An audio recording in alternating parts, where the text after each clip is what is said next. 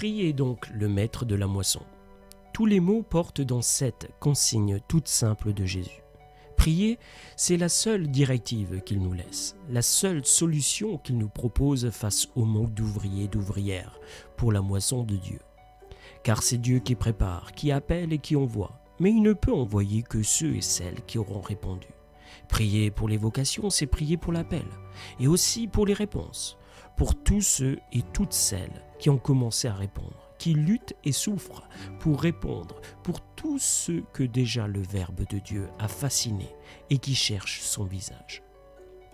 Et nous prions non pas d'une prière résignée, mais d'une prière confiante, non pas battue d'avance, mais certain de la victoire de Jésus, non pas dans l'impatience, mais dans la joie très douce de rejoindre l'idée de Dieu, le rêve de Dieu, le projet séculaire et universel du salut. Nous prions non pas en gardant les yeux sur nos misères, notre impuissance et notre indignité, mais en contemplant le cœur de Dieu qui met sa joie à dépasser nos espérances. Et en priant ainsi, patiemment, quotidiennement, ne croyons pas que nous lassons Dieu. Non, c'est nous qui risquons de nous lasser, en imaginant que Dieu n'entend pas, n'écoute pas, ou qu'il y met de la mauvaise volonté. La volonté de Dieu, mes frères et sœurs, est que nous demandions des bras pour la mission, tout comme nous demandons le pain chaque jour. Demandez et vous recevrez. Et Dieu encore aujourd'hui, en chaque aujourd'hui, met sa joie à répondre, mais toujours à l'heure que lui a choisie. Priez mes frères et sœurs, oui, priez. Les ouvriers sont peu nombreux, donc priez. Priez parce qu'on manque de bras, parce qu'il y a pénurie. Mais qui parle ici de manque de pénurie ? Mais c'est Jésus lui-même qui choisissait et appelait, qui se soucie des volontaires que Dieu va appeler.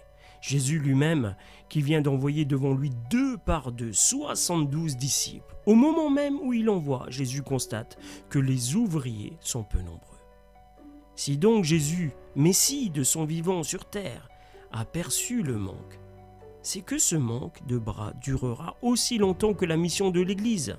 L'Église, son Église, n'a donc pas à s'étonner ni à désespérer devant la pénurie, car la disproportion entre l'immensité du travail et le petit nombre d'hommes disponibles dure depuis le temps de Jésus et durera jusqu'à sa venue en gloire.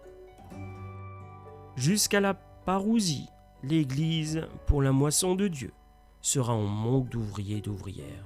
Jusqu'au dernier jour de la mission, l'Église priera en situation de pénurie. Il faut donc nous installer durablement dans la prière, frères et sœurs, dans l'imploration et dans la confiance.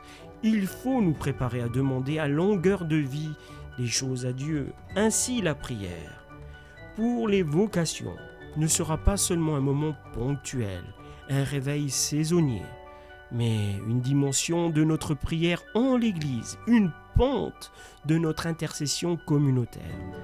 Priez le maître de la moisson. Voilà le formidable optimisme que Jésus lègue à sa communauté. Il ne dit pas « priez le maître des labours », ni même le maître des semailles, mais bien le maître de la moisson. Les ouvriers et les ouvrières du Seigneur ont parfois, et même souvent, l'impression que le monde est à l'abandon, que des secteurs entiers de la mission retournent en friche. En réalité, là où nous voyons des herbes folles, Dieu voit déjà la moisson qui lève.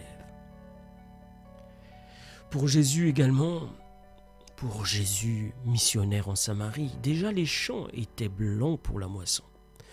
Quant à nous, jusqu'au dernier jour de la moisson, de cette moisson déjà sur pied, nous entrons dans la réussite de Dieu, dans son travail d'engrangement, et donc dans sa joie de semeur. Et parce que nous partageons déjà avec lui l'enthousiasme de la récolte, c'est à nous de lui réclamer un supplément de bras, un regain de cœur à l'ouvrage.